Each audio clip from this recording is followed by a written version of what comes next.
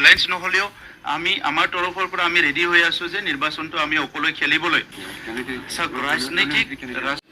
इन्ट्र' भिडिअ'आव जायखौ नुदों नोंथांमोना मानाव गिदिर बारग' CM अफ बिटिआर बिथां प्रमद बर' सारनि राव गैला बिथांमोना NDA जों लाफाजाला बिथांनि रावनिफ्रायनो खोनानो मोनो बुजिनो मोनो जे NDA जों बिथांमोना गैला थफ्र'जबाय जेबो सुबिदा गैला दा माखासे IT सेलनि खोथाखौ आं बुंसै IT सेल माखासे रिपर्टार बिथांमोना प्रश्न खालामो प्रश्नखौबो ओरैबायदि फाग्ला खालामो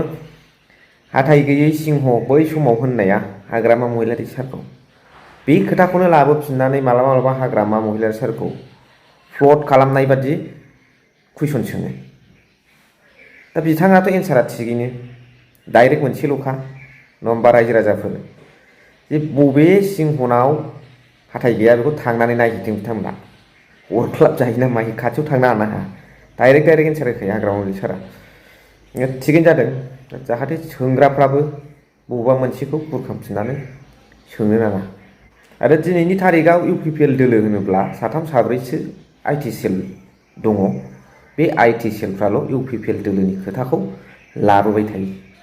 नाथाय बिथांमोना जेसेबांखि हब्राया मालाय मा दंबावो मा अबस्था दंबावो मानाव गेदेर राकेश ब्रह्म बिथांनि अबस्थाखौ नायदो प्रमद बर' बिथांनि अबस्थाखौ नायदो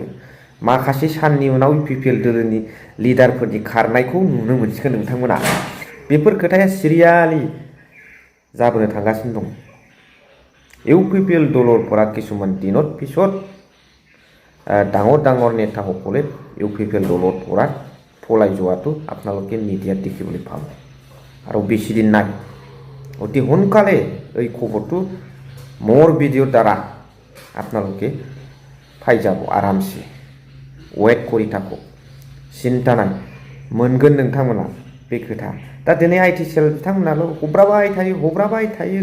रुलिंआव थानानै मोजां खामानि मावनायखौबो एडिट खालामनानै नंखाय बाथ्रा फोसावनो आरो माबा मोनसे बुंनो आरो दिनैनि थारिखआव हाग्रामा महिलारी सारखौ जेलनिफ्राय गबोनाय NXNDP आदामोनानो आदाया बुंबाय बिथांमोननि न'खर बिथांमोननि गामिनिफ्रानो बुंबाय हाग्रामा महिलारी सारखौ बाख्नायबाय बिथांनि नाजानायाव होननानै प्रमद बर' बिथांनि आरो मा दंबावो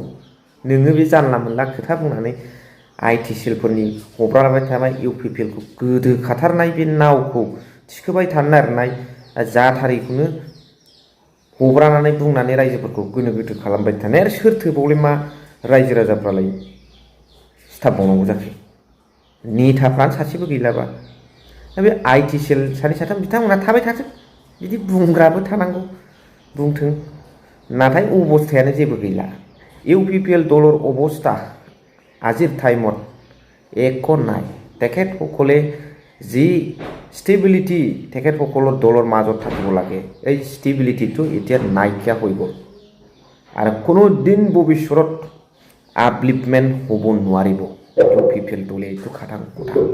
তেখেতসকলৰ যিটো কাম কৰাৰ ক্ষেত্ৰত যিটো ধাৰণা যিটো আদৰ্শ এই আদৰ্শটো रायजोफोरले ग्रहण करा नाय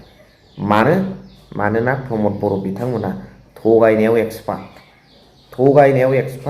खुगायाव एक्सपार्ट खामानि गैया प्रमद बर' डांगरिया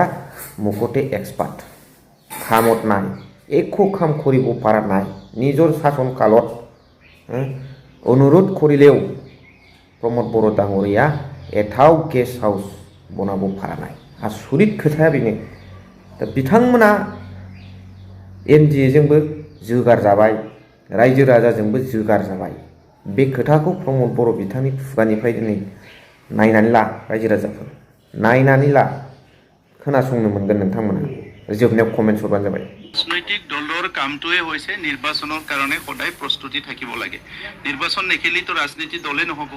সো 2026ৰ নিৰ্বাচনটো অসমৰ নিৰ্বাচন কাউন্সিলৰ নহয় আমি কাউন্সিল এৰিয়াক লৈ পেলাই গঠন হৈছিল UPPL দল কিন্তু 2021 চনত আমাৰ MLA জিকিছিলে আৰু অসম বিধানসভাত গৈ পেলাই আমাৰ অঞ্চলৰ বিভিন্ন সমস্যাবিলাক এছেম্বলিৰ মজিয়াত আমাৰ যেটো আছে তাত দাঙি ধৰিছিলে আৰু তেনেকৈ আমাৰ এমপিও দুজন আছে সেইকাৰণে UPPL দল হিচাপে ভাৰতৰ নিচিনা সৰ্ববৃহৎ গণতান্ত্ৰিক দেশত আমাৰ ৰাইজৰ যি আশা আকাংক্ষা ৰাইজৰ যি সমস্যা এইবিলাক লৈ পেলাই পাৰ্লামেণ্টৰ মজিয়াত এছেম্বলিৰ মজিয়াত কাম কৰিবলৈ আমাক বিধায়ক লাগে আৰু সেইকাৰণে আজি আমি UPPL দলৰ তৰফৰ পৰা আমাৰ বড়োলেণ্ডৰ যি 15খন আসন আছে বিধানসভাৰ আসন এই বিধানসভাৰ আসনত আমি কণ্টেষ্ট কৰিবলৈ সাজু কৰি আছোঁ আৰু লগতে বড়োলেণ্ডৰ বাহিৰত বড়োলেণ্ড এৰিয়াৰ বাহিৰত কিছুমান এৰিয়া আছে য'ত নেকি আমাৰ বিভিন্ন ৱেল উইজাৰবিলাক আমাৰ শুভাকাংক্ষীবিলাক বা আমাৰ লগত কাম কৰিব বিচৰা ব্যক্তিসকল আছে বা আমাৰ দলক ভাল পোৱা আমাৰ নীতি আদৰ্শক ভাল পোৱা ব্যক্তিসকল আছে আৰু তেখেতসকলে আজি বককে ধৰি বিভিন্ন অঞ্চলবিলাকত আমাৰ শোণিতপুৰ বিশ্বনাথটো BTCৰ ভিতৰতে আহিল বিভিন্ন অঞ্চলত আমাৰ দলটো গঠন কৰিছে আৰু সেই অঞ্চলবোৰতো আমাৰ কাম কাজ চলি আছে গতিকে আগন্তুক বিধানসভা নিৰ্বাচনত অসমৰ কাৰণে সেই নিৰ্বাচনটো আমি কণ্টেষ্ট কৰিম আৰু অসমৰ 4টা কোণাৰ ভিতৰত বা অসমৰ 4 সীমাৰ ভিতৰত থকা 140টা জনগোষ্ঠীৰ তেখেতসকলৰ ভাষা সংস্কৃতি তেখেতসকলৰ ৰীতি নীতি তেখেতসকলৰ বিভিন্ন সমস্যাবিলাক সমাধান কৰাৰ কাৰণে এছেম্বলিৰ মজিয়াত মাতিবলৈ আমাৰ UPPLৰ পৰা আমি নেক্সট নিৰ্বাচনত অংশগ্ৰহণ কৰিম NDA লগত মিত্ৰতাৰ ক্ষেত্ৰত কি ক'ব আপোনালোকে আমাৰ এটা টিম গঠন কৰি দিয়া হৈছে যোৱা অধিৱেশনত আৰু UG ব্ৰহ্ম ডাঙৰীয়া নাৰ্জাৰী ডাঙৰীয়াৰ নেতৃত্বত এটা টিম গঠন কৰি দিয়া হৈছে এই টিমটোৱে বিবেচনা কৰিব আলোচনা কৰিব